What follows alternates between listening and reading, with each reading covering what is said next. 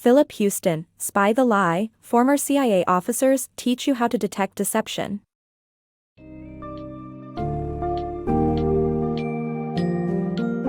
Unlock the secrets of detecting deception with Spy the Lie, Former CIA Officers Teach You How to Detect Deception, by Philip Houston. Dive deep into the complex world of communication, where verbal and nonverbal cues intermingle, making it challenging to discern the truth from lies. With this book summary, learn how our own biases and perception limitations can hinder our lie-detecting abilities.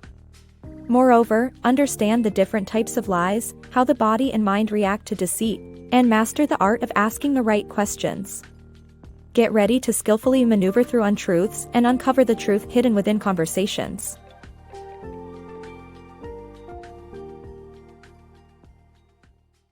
Decoding Communication.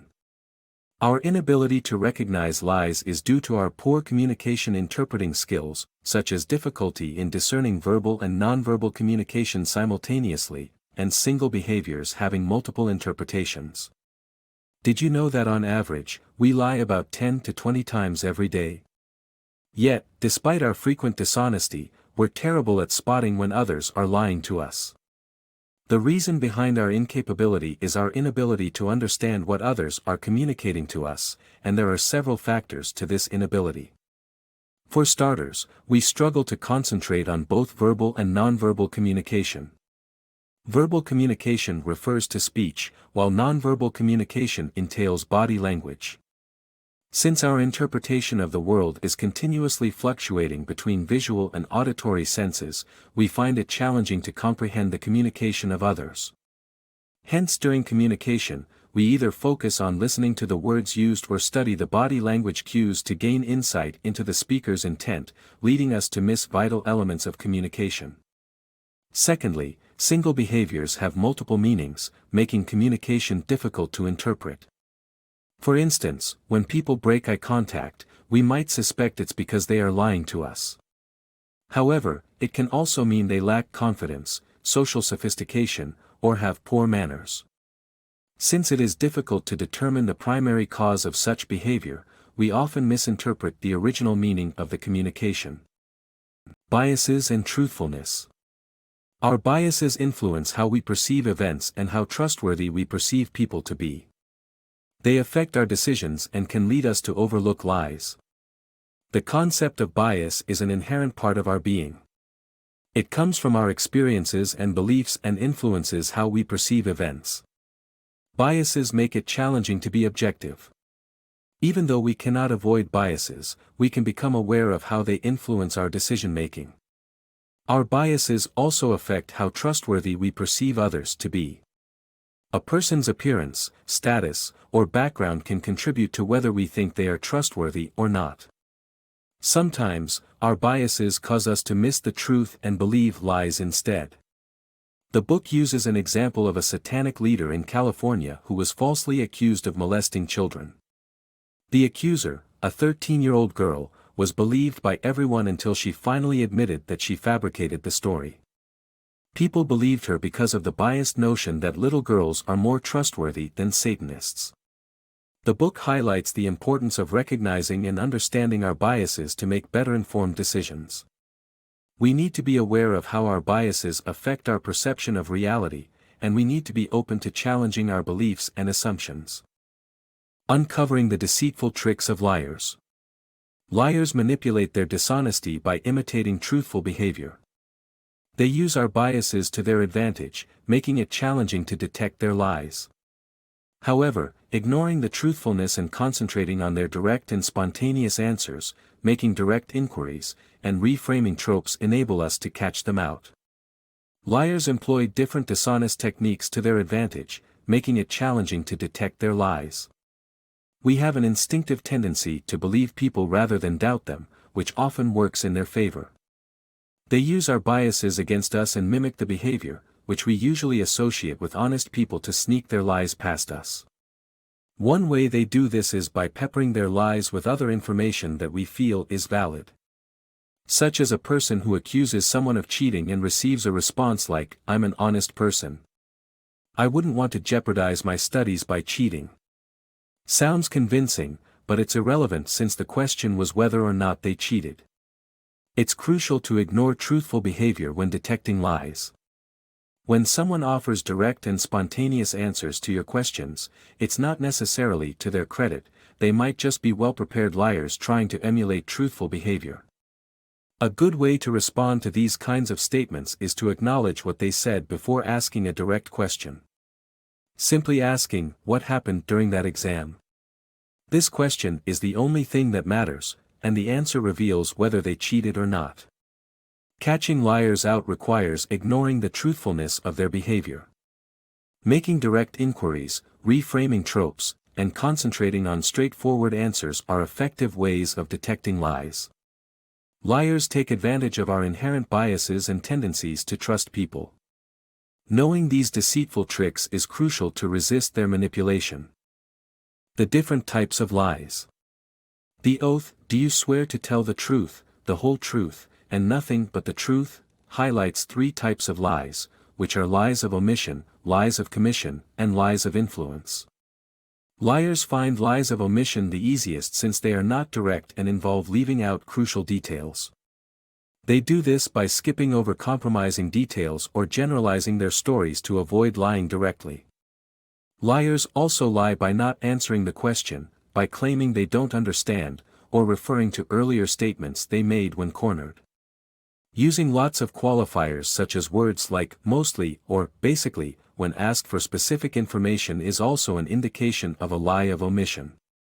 Ultimately, people who fail to give information when asked likely have a reason for doing so. Types of lies. The book delves into the three types of lies, and how they can be identified. The first type, lies of commission, occur when liars try to increase their credibility by embellishing their lies with details or making a sudden shift in polite language. The second type of lie, lies of omission, occur when people stay quiet or withhold information in order to deceive. The last type, lies of influence, are the most powerful kind of lie that rely on convincing the other person of the liar's uprightness or righteousness to avoid giving truthful information. While all three types are difficult to catch, awareness can make them easier to identify. The science of lying. Remember the last time you lied in a sticky situation? You may have experienced a sudden rush of blood to your head, cold and sweaty palms, and an urge to run away. These reactions are common because lying stresses us out and triggers our fight-or-flight instinct. This instinct prepares us to face threatening situations, a response that is buried deep within the brain and cannot be turned off. Moreover, lying causes activity in our hands and face, prompting us to itch and move involuntarily. Liars also try to relieve their anxiety by adjusting their anchor points, such as their hands, feet, and buttocks, which keep them locked in a fixed position. Interestingly, interrogators at the CIA use swivel chairs to amplify this motion and spot these movements in those they question. Overall, lying is associated with both mental and physical changes that signal our discomfort with dishonesty, highlighting that it may not be the best approach to solving problems. Spotting liars through clusters. Spotting liars is not an exact science, and recognizing one of their body language clues does not mean they are lying. Deception detection requires looking for clusters of 2 or more clues that indicate dishonesty within 5 seconds of asking a question. While some behaviors may not be signs of deception, they might look suspicious when combined with other actions or expressions. Recognizing clusters can help us detect lies and reveal honest answers from others. Catching liars, tips and tricks. When trying to catch a liar, paying attention to their exact words is crucial. Sometimes, liars unintentionally convey the truth while calculating their responses, so ask precise and straightforward questions to draw out clues. Avoid ambiguous or lengthy questions, and remain calm and neutral in your approach to prevent triggering a deceptive response based on your delivery. Provoking anger may also give false clues associated with lying, so focus on the content of your questions.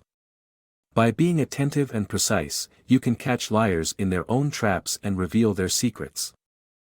Dealing with liars. Tips on handling liars without being confrontational. Nobody likes to be lied to, and when you suspect that someone is not honest with you, confrontation is often the first instinct. However, being confrontational might not be the best approach to uncovering the truth. If you want someone to cooperate and reveal the truth, you need to resist the urge to be confrontational. Pointing out a logical inconsistency in their story may make them more cautious and lead to an impasse. Instead, continue to probe gently and in a friendly way. Avoid asking the same question repeatedly, as it only makes lying easier for them. Instead, ask open-ended questions that allow them to change their story and provide additional information. For example, asking, "What other things have you tried?" can open up new avenues of conversation that may lead to the truth. Repeatedly pointing out logical inconsistencies creates a sense of conflict and can lead to defensiveness, making the liar even harder to deal with. By following these tips, you can handle liars without resorting to confrontation and increase the chances of uncovering the truth. Disrupting a liar's game plan. When dealing with a liar, it's vital to disrupt their game plan to detect their lies effectively.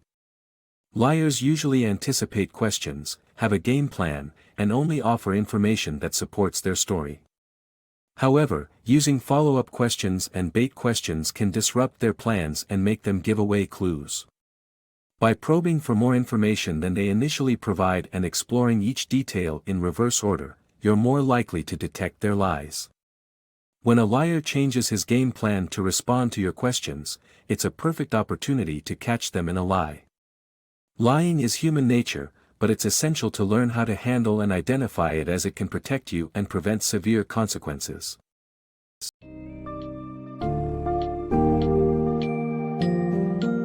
In conclusion, Spy the Lie. It provides valuable insights into the complex realm of detecting deception. By understanding the limitations of our perception and biases, as well as decoding verbal and nonverbal communication, we can improve our ability to identify lies.